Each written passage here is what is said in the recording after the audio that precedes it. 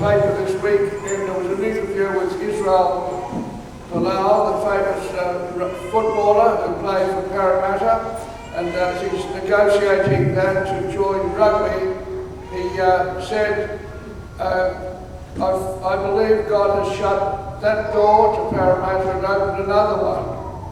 And he said that I feel happy now, for I believe that God oversees everything we do and guides our steps. And the commentator at the end then said, well, what a pity it is that the thousands of Filipinos didn't have the same attitude.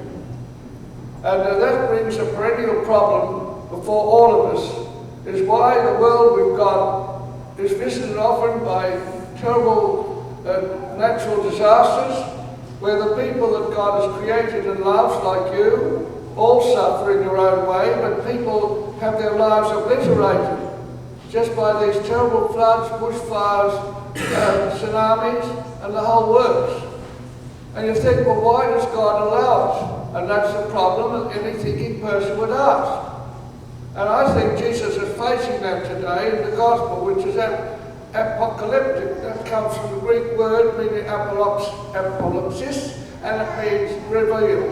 He's trying to reveal to his people, like you and me, that no matter how unjust your life may sound and how difficult the world is, that God will triumph in the end, and that one day his sovereignty will reign. But in the meantime, you and I have just to keep going, as he says, would endure whatever happens in your life, but have faith that God is working with and in and through you, and that the end is going to be with him forever. That you will make a transition from this world with its troubles and its joys and its happiness and its sorrows. You will make a transition at the end to the state of absolute ecstasy and joy and happiness with him. But it doesn't happen quickly. It takes place after you've lived your life, how long God is giving you on this planet. But it doesn't mean that it's an easy path, because it's not. There's not a person in this church who hasn't had some deep suffering, or lost someone dear to them, or can't understand why their marriage is not working as they'd like, or their friends are not as loyal as they want, or their finances are not as sound as they'd like, and their health is not good enough.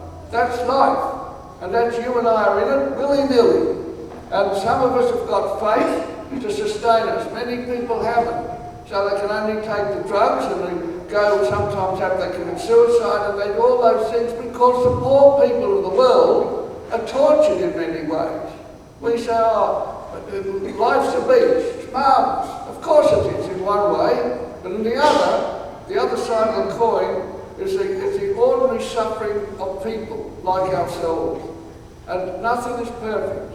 So no matter how good you are, how much you pray, how strong your faith, things don't happen as you wish sometimes.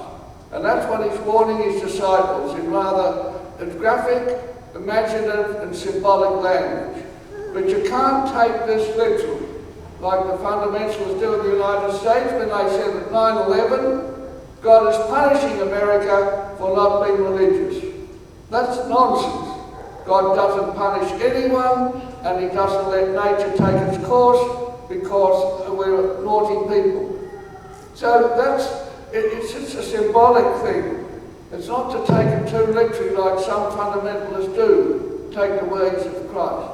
It's just the world you're in, and the life you've got, and whatever position you are in life, that's where you are now. And you're moving relentlessly forward to a day when this life, as you've got it now, will end, and you'll take a new life that Christ had done as he rose from the tomb, and he told his apostles. Life is worth living, life is precious, life has got its wonderful things, and it's got its sad things. But that's the reality. Now I think today that's what the gospel is trying to tell us, and the big point is to put it in colloquial language, it says you hang in there. All we can do is hang in. Hang in with God, hang in with Christ, hang in with our belief, with our church, with the life you've got. And hang in with hope, hang in with strength, hang in with the knowledge that Christ is in your life. And that he'll never abandon us.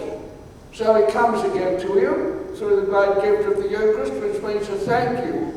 Thank you, God, for letting me be here, for the life I've got. Thank you for the health I've got. Thank you for living in such a wonderful land like Australia. And thank you for so many gifts that we take for granted. And so it's simple in one way.